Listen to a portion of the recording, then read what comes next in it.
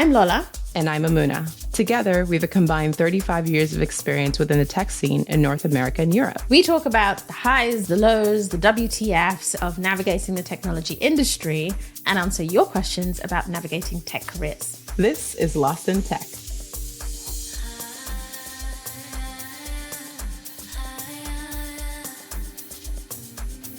I had a friend talk to me the other day and they were like, I haven't seen a recording in so long. I'm like, you know what? God. It's been a time. So much has been going on. And it's not even like full summer yet. No, it's not. So much has been going on. And like you and I have shared the life that has been lifing. But one of the things that has got in our way is the fact that I have conceded that my attempt to make my work life not notice that I have moved 9 hours in time zone failed. And it took me a minute to accept that failure. I'm not going to lie. But yes, our overlap is now reduced because I've acknowledged I'm a human being that needs to go to sleep at night. And I perform better when I wake up earlier in the morning and not mid-morning. And Know thyself. I do not know. I've had to know myself. It has been very interesting. I think this is an interesting topic for those who are thinking of picking up and moving to wherever they're thinking about or are in a situation where they feel stuck in it. Because I actually was talking to a colleague who works 12-hour time difference and works on East Coast hours. And I managed someone for 2.5 years. She was in my team and she worked East Coast hours in a 12-hour time zone. And I think it was because of her experience that I foolishly said to myself, it's only 9 hours. And she did it for 2.5 years. You know who you are. You did an amazing job. What the?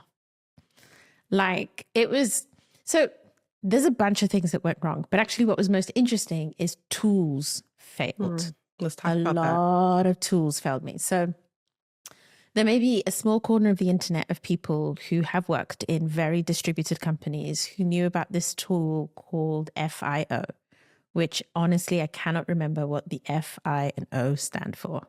But it was this little website app where you could put in any number of time zones. It was a subscription product. I happily paid for it. Okay. And you could put in any number of time zones and it would show you the time that you wanted to see in all of those time zones. I remember this. And I'll be even more specific because I can Google time difference between like Singapore and New York and I would get a current time. But say you're planning a meeting for next week, Wednesday, and you're thinking, I want to put that meeting at 10 a.m. my time. FIO would let you put in 10 a.m. in your time zone and immediately see the equivalent time in all the other time zones that you had. Figure it out. Figure it out. There are no other tools I have found that are as well designed, as simple, strong UX as FIO. And they shut down because they did not get adoption. So here I am in this time zone. I am constantly having to calculate the hours difference between now time and that time and figure out how to set up a meeting or request a time in the other person's time zone. I tried to defer to their time zones, but do you know how many meetings I put in the wrong slot? Oh, I know. It was endless. And funnily enough, being Eastern, there's a center of gravity around like North American colleagues that I just never really got it wrong. But being somewhere where you're not in the center of gravity time zone wise, the calculus that you're constantly doing, total fail. Google Calendar doesn't do it well. Till today, Google Calendar knows what my current location is, and I have a bunch of other location time zones, but it'll tell me I am scheduling a meeting at 1:30 a.m. in the morning. I am not scheduling that meeting at 1:30 a.m. in the morning. It simply has decided to pick a random time zone that is not one of the ones that I have existed in to decide that that's the time zone for that meeting. So it struggles. It's a complete fail. I also found that Google didn't understand. I couldn't put in what my actual working hours were. Yeah. So I was working usually from like sometimes 5, 6 p.m. through till like 1 or 2 a.m. in the morning. But that used to cover 2 time zones as 2 datelines. It's like a dateline, right? So it's one day to the next day. And when you put in your working hours in a calendar, you cannot specify a work day that covers a dateline. You can't do it.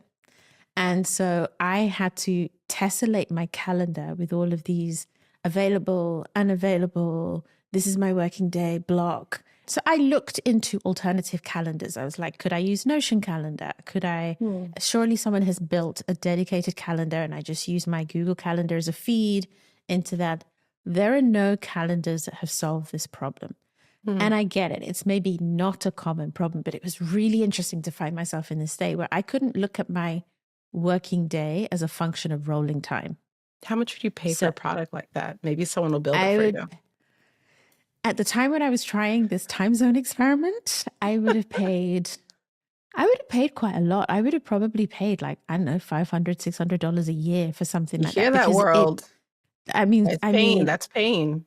I think there are people in this, and That's even now, pain. if I'm honest, that I've shifted my hours, I would probably still prefer a calendar that allowed me to flexibility, test a future date, that appropriately recognized multi-time zone teams, and that allowed me to kind of show my working day as a function of hour blocks as opposed to calendar days or dates. Like that mental model failed. The other reason it failed is half of my colleagues are 12 hours away in PST. Oh, yes. And so what actually ends up happening is like Tuesday morning is Monday night. And so you're having conversations and you're trying to plan meetings and you're like, oh, hang on, is the meeting today? Is it tomorrow? Like, when are we meeting? When are we catching up? Honestly messes with your head. And again, I do not know how this colleague did this in my team for 2.5 years, where I never felt for a moment that they weren't completely on it in my time zone. You might have suffered in silence. They obviously did. And they hacked their way through it and they made it work. And, you know, I used to worry about the effect health-wise of them working through the night. They preferred it because of, you know, the hub of the team was in Eastern. Sure. But seeing tools, like, it's one thing when you kind of need to make a new routine work. And then, like we've talked before on this podcast, like you go and you find the tools to help augment your new habits. There were no tools. This was an experiment that was doomed for failure. And so I threw in the towel. And I now have a 2-chunked work day where I wake up and I do a morning block. And sometimes that's an early morning block because I can do a 7 a.m. It's an 8 p.m. for certain colleagues in order to catch active sync time. Everybody's being flexible. And then I work to a certain time, and then I make space in the evening, like 2 to 3 hours, 3 days a week, but not every single day, because I need a life that allows me to have dinner with my husband and maybe catch up with friends in the week, where I can take sync meetings. And everything else is just everybody becoming really good at writing documents and communicating asynchronously. So there you go, folks. My time zone experiment, a failure, but I tried. Would you, with the right tools, try it again? I think I will, because there will still be times and periods when I am going to be called upon to have more flexibility and bias towards the other time zones. So we had an offsite over 2.5 days where most of the people in North America were in one physical location, and those of us outside of North America had to dial in. I was like 9 till 5 p.m. PST. And so we stayed up into the middle of the night. I had one colleague in Tokyo. It started at 1 a.m. for them, and they were up through the middle of the night to participate in this offsite remotely. It was a shockingly awful experience. But again, because of the tools, because even though they were in a meeting room designed for co-working, the mics were really weird. So there were times you couldn't hear someone in the corner. The cameras were placed poorly, so you could hear someone talking, but you couldn't see them. There was no real responsiveness to those of us who were remote. We had to make a lot of noise to be heard or to kind of contribute to a conversation, and you almost always jumped in at the wrong time. So it's really interesting. I've been doing this remote working thing now for 4.5 years.